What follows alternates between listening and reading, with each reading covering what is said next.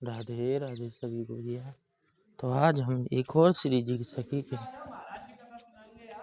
श्री जी की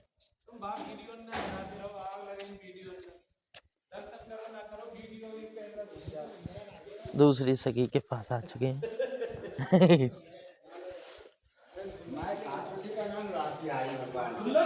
वीडियो बनाओ इनकी। अरे यार अरे श्याम हमारे ठाकुर जी का नाम रास बिहारी भगवान। अष्ट सखियों में से चौथे नंबर की सखी चंपकलता जी। इनकी सेवा राधा रानी के लिए रसोई बनाने की, खोआ से जो मिठाइयाँ बनती हैं उनको बनाने में तो ये बहुत ही निपुण हैं। खांड से कड़वे बनते हैं ना, खांड के कड़वे भी अच्छी बनाती हैं। राधा रानी के लिए खेलने के लिए मिट्टी के खेल खिलौना भी बनाती हैं। पिया पीतम में मान हो जाता है तो मान भी भंग कराती हैं। और चवर सेवा, ये तो रही इनकी सेवा।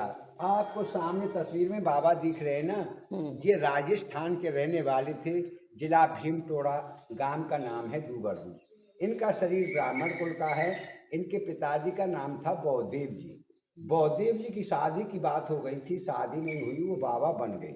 बौदेव जी के पिताजी ने लड़की वालों पर खबर की, भाई हमारा लड़का तो बाबा बन गया है, अपनी लड़की का रिश्ता कहीं अंथा कर दो। 1 साल के बाद में लौट के साधु भेष में साधुओं के साथ वो अपने गांव में आए थे। तब तक उस लड़की का कहीं रिश्ता नहीं हुआ था। फिर उनके पिताजी ने लड़की वालों पर खबर की, भाई लड़का आ गया है, कुछ हम समझाएंगे, कुछ आप कहना, शायद रिश्ता हो जाए। तो लड़की के परिवार वाले सब आए थे, साथ में लड़की भी आई थी। संतों के बाबाओं के सब पैर छूते। उस लड़की ने बौदेव जी के पैर छुए तो उसको आशीर्वाद दे दिया कि आप पुत्रवती हो। शादी हुई नहीं, आशीर्वाद दे दिया पुत्रवती हो। वो आश्चर्य करेगी, महाराज जी आप क्या बोल रहे हैं, समाज में निंदा नहीं होगी? कुआरी के बच्चा पैदा होगा तो बदनामी का काम होगा। वहाँ नहीं, आपके जो बच्चा पैदा होगा वो उधर से पैदा नहीं होगा, आपकी हथेली में छाला पड़ेगा, छाले से बच्चा पैदा होगा। हथेली में छाला पड़ा, छाले से ये बाबा पैदा हुए। इन बाबाओं का घर का नाम था उद्धव। ये कृष्ण भगवान वाले उद्धव नहीं है, ये कलयुग की बात है। ये उद्धव भी 12 साल के हो गए, इन्होंने भी अपना घर छोड़ दिया। वृंदावन में आके निम्बाड़ संप्रदाय के आचार्य थे हरिदास देवाचार्य जी, उनके शिष्य बन गए, ये बाबा बन गए। ये भगवान के भजन में मस्त रहते थे, किसी से बोलते नहीं थे।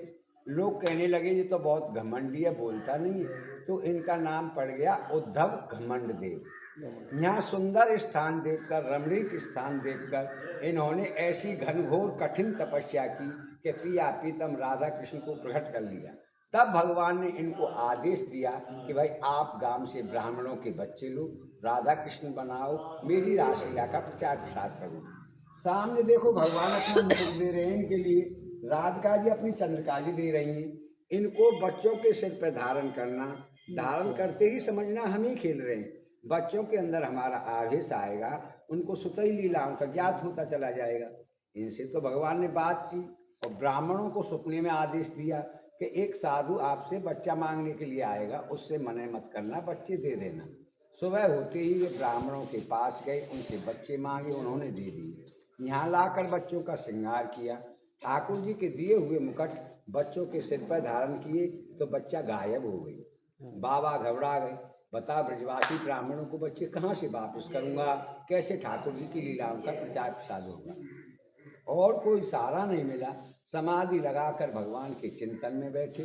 दोबारा भगवान प्रकट हुए, भगवान से कहा महाराज आपके आदेश के अनुसार मैं ब्रजवासी ब्राह्मणों के बच्चे लाया, लाकर यहाँ श्रृंगार किया, आपके दिए हुए मुकुट पहनाए तो बच्चा गायब हो गए। बता ब्रजवासियों को बच्चे कहाँ से वापस करूँगा, कैसे आपकी लीलाओं का प्रचार प्रसार होगा। भगवान बोले आपसे ब्रजवासी कुछ नहीं कहेंगे, वो बच्चे तो मेरे ही में लीन हो गए। ऐसा करो, राधा कुंड के पास कौनई गांव है, वहाँ पे जाओ, वहाँ से ब्राह्मणों के बच्चे लेके आओ। घमंड देवाचार्य जी कौनई गांव गए, वहाँ से ब्राह्मणों के बच्चे लेके आए। फिर यहाँ पे रास हुआ, जिस पर आप लोग खड़े हैं, ये ठाकुर जी का प्रथम रासलीला मंडल है। वृंदावन में निधवन में डेली लीलाएं होती हैं, पर रास की प्रागट इसकी शुरुआत इसी जगह से है जिस पर आप खड़े हैं। फिर ठाकुर जी की आज्ञा हुई, प्रचार प्रसार का काम यहाँ के ब्राह्मणों को सौंपो, जगह जगह जाके प्रांतों में प्रचार करेंगे। तो ब्राह्मण मंडली बनाकर MP दतिया डिस्ट्रिक्ट में ले गई थी। दतिया वाले राजा बोले जैसे कृष्ण भगवान ने काली नाग जमुना के अंदर से नहा था ना, उसी प्रकार हमको नागनाथ के दिखाओ, नहीं हम आपको जेल में बंद कर देंगे। आप ढोंग फैलाते डोलते। ब्राह्मणों को हड़काया तो ब्राह्मण घबरा गए, सोचने लगे हम तो ठाकुर जी की आज्ञा से प्रचार करने के लिए निकले, ये राजा क्या कह रहा है। तो उदास होकर बैठे थे। पहले रास में छोटे छोटे बच्चे ठाकुर जी बनाते थे।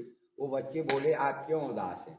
उन्होंने बताई लाला ये राजा बोल रहा है जैसे कृष्ण भगवान ने काली नाग जमुना के अंदर से नाथा ना, उसी प्रकार हमको नागनाथ के दिखाने जेल में बंद कर देंगे। वो बच्चे बोले आप चिंता मत करो, राजा से अभी जाके बोलो कि आज नागलीला ही होगी। ब्राह्मणों ने जाके बोल दिया कि महाराज आज नागलीला हुई। तो राजा ने सपेरे बुला के अपने तालाब में बहुत बड़ा सर्प छुड़वाया, रासलीला हुई। रास ब्याही भगवान ने खेलते खेलते उस तालाब में गेंद गिर दी। श्रीदामा सखा की गेंद थी, उन्होंने अपनी गेंद मांगी, उनसे छुड़ा के तालाब में कूद गई। तो 3 घंटा तक नहीं निकले।